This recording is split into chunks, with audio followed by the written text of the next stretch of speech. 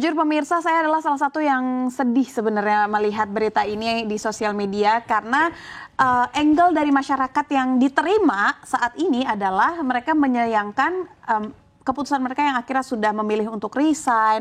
Bagaimana nasib para kepala keluarga yang harus kosong terlebih dahulu gitu.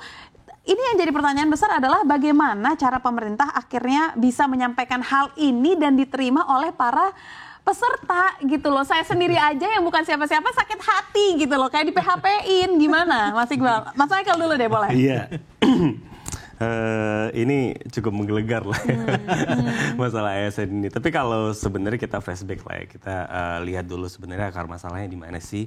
Karena penerimaan CPNS itu kan dimulai dari tahun lalu, dari sekitar bulan Juli Agustus. Udah ada pembukaan, artinya pemerintahan sebelumnya, ya kan, belum di pemerintahan baru.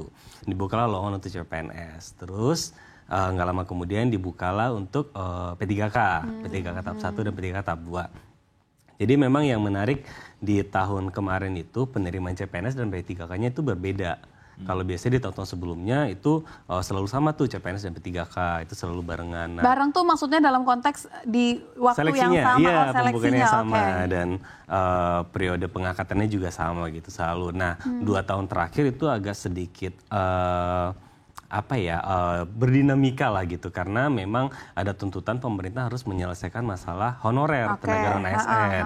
Nah, makanya diburu-buru tuh, termasuk untuk P3K itu juga diburu-buru supaya akhir tahun lalu itu semuanya selesai masalah honorer. Nah, proses berjalan ternyata berganti pemerintah nih, berganti pemerintah, kementerian juga banyak yang berubah kan. Begitu juga dengan kepala daerah. Kepala daerah, terus ada perombakan nomenklatur sehingga membuat yang tadinya Februari itu harusnya sudah ada pengangkatan, pemberian NIK dan segala macam, itu harus terundur karena KL-nya nggak siap nih untuk menyelesaikan proses administrasinya gitu. Nah, tapi kalau ngomongin tentang ini, 5 tahun lalu berarti kan hal serupa juga terjadi dong Mas Michael. Maksudnya pergantian pemimpin. Oke, katakanlah 5 tahun lalu kita masih di presiden yang sama Pak Joko Widodo gitu kan. Tapi kepala daerah ganti, kementerian lembaga juga ganti gitu. Maksudnya kok kayaknya yang tahun ini nih besar banget gitu kan rasanya. Ada apa sih? Ya, kalau dari temuan beberapa wakil rakyat kita kan ini juga ada terkait dengan efisiensi anggaran di daerah.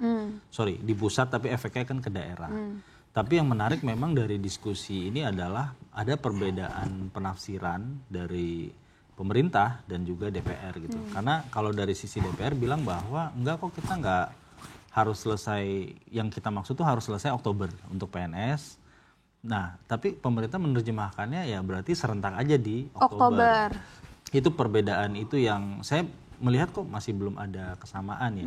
Dari sisi Pan RB sendiri merasa bahwa ya udah kan waktu itu bilangnya Oktober nih, ya udah kita selesaikan Oktober. Di samping memang banyak juga memang seperti yang dijelaskan Michael, banyak KL ya yang dan Pemda juga yang belum bisa menyelesaikan administrasi terkait mereka ini gitu. Iya, tapi kalau ngomongin anggaran kan udah ditolak mentah-mentah sama Ibu Rini. Nggak ada ini kaitannya sama anggaran. Betul. Bener apa enggak? Karena memang kalau untuk anggaran itu secara APBN itu udah dialokasikan. Jadi termasuk belanja pegawai. Di belanja pegawai. Jadi jumlah ASN yang akan ditambah di 2025 itu sudah dihitung ketika penyusunan RAPBN 2025. Jadi sebenarnya isu anggaran itu bisa terbantahkan. Mungkin memang yaitu kesiapan KL ketika nomenklaturnya berubah. Misalnya ini ada satu kementerian yang dipecah 3 atau dipecah 2 gitu. Nah itu kan yang tadinya ASN-nya masuk ke divisi apa gitu, terus berubah lagi. Nah itu siapa yang mau tanggung jawab, siapa yang mau ngambil gitu. Kalau seandainya dia kementerian baru, anggarannya kan belum ada gitu. Cuman itu tadi pertanyaan saya masih kembali lagi. Ini bukan hal baru, artinya katakanlah 10 tahun lalu ketika pergantian presiden gitu kan juga terjadi gitu loh. Cuman kenapa kayaknya yang tahun ini tuh semua orang ngamuk gitu loh. Apa karena penundaannya terlalu lama atau tidak ada kepastian, dan artinya kan mereka yang sudah diterima ini akan kosong nih sampai waktu yang ditentukan. Kalau dari beberapa liputan ya kalau kita baca gitu ya, mungkin story-story di media sosial juga sudah banyak ya. Rata-rata memang mereka karena sudah resign dari tempat bekerja sebelumnya.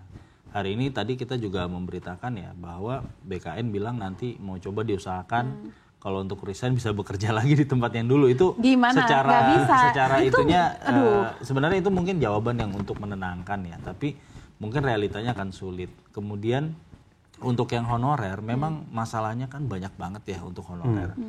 Ya Menteri yang kemarin juga Pak Azwar Anas juga belak-belakan juga waktu itu di parlemen bahwa ya honorer ini sulit juga karena banyak yang honorer dari jalur tim ses, dari jalur apa gitu. Jadi karena mereka nggak capable untuk jadi ASN ya udah honorer aja deh. Begitu mau coba dibereskan, Dihapuskan, akhirnya malah runyam sendiri gitu. Padahal memang ada yang beneran honorer gitu bertahun-tahun. Ada yang titipan. Iya kalau yang beneran ini juga kasihan kan. Iya. Artinya misalkan dia udah puluhan tahun jadi sopir di DPRD, di kementerian atau katakan mungkin di Pemda gitu ya. Tiba-tiba karena statusnya jadi P3K ternyata malah diundur lagi gitu. Itu yang memang ini story-story yang banyak kita lihat ya. Saya rasa sih harusnya mungkin udah langsung ke presiden lagi nih. Ya ampun. Yang untuk mengambil alih gitu. Jadi kalau nggak begini kan nih soalnya dari pemerintah dan DPR juga nggak ada yang merasa bersalah. Sementara kalau dari DPR kan pasti ya misalkan ada di demo di Sulawesi Tenggara tadi saya cek bahwa mereka kan komplain ke anggota DPR yang dapilnya situ gitu. Iya. Lu kemarin ikut teken juga kok di rapat Iya. Jadi DPR juga sebenarnya udah sepaneng juga kali ya kepalanya. Dia dikomplain dari daerah. Nah yang pemerintah yang dia omongin nih kayaknya agak nggak nyambung gitu mungkin ya. Tapi gini, ada suara-suara gitu ya di tengah netizen yang bilang, ini kayaknya mau ngamanin jatah para titipan dulu. Karena kan baru pergantian nih. Pergantian kepala daerah, pergantian pimpinan. Mau ngamanin nih yang si cater-caternya dia dulu. Bener nggak sih? Tolong bilang ke saya itu tidak benar. Enggak, kalau yang fenomena itu kan udah diungkap waktu itu sama Pak Azwar Anas ya waktu itu. Dan itu belak-belakan juga bahwa ya setiap pergantian kepala daerah itu kan pasti ada tim ses. Ada tim gerbong. Ya, tim ses juga lah. Tim ses ya. juga kan harus dikasih pekerjaan gitu kan.